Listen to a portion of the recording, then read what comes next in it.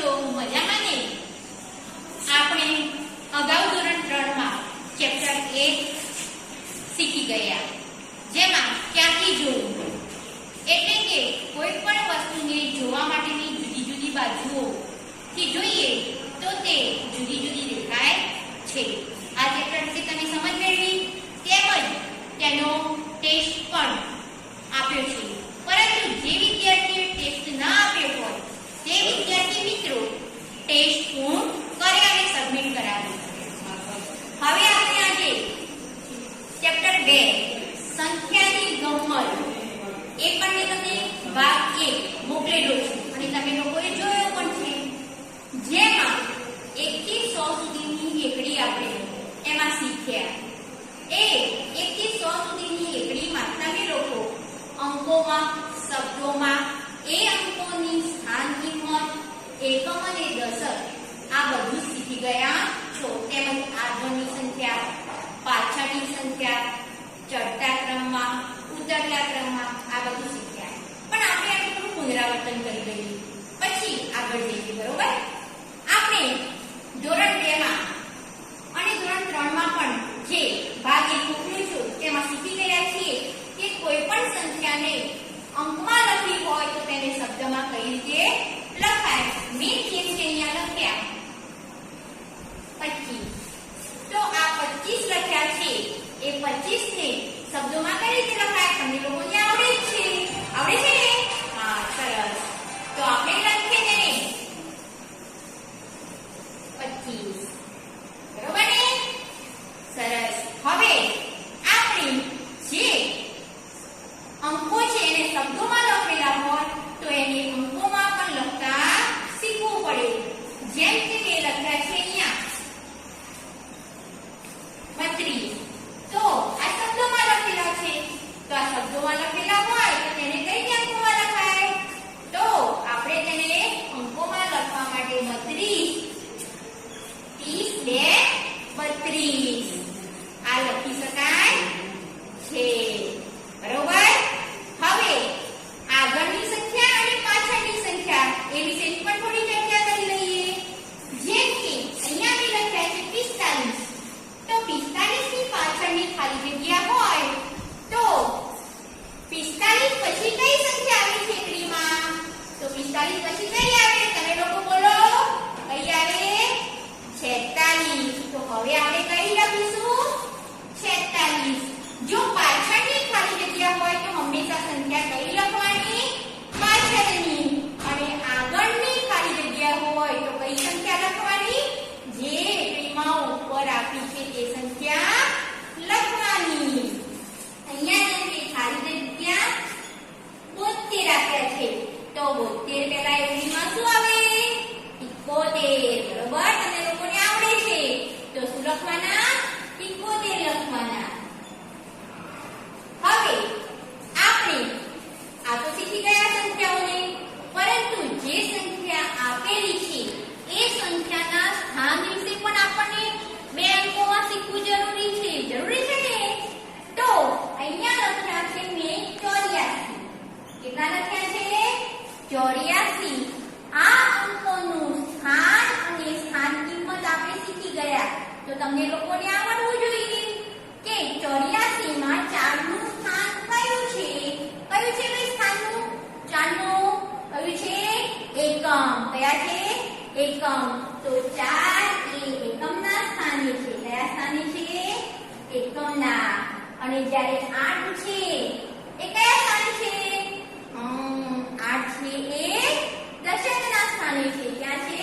દશકના સ્થાને.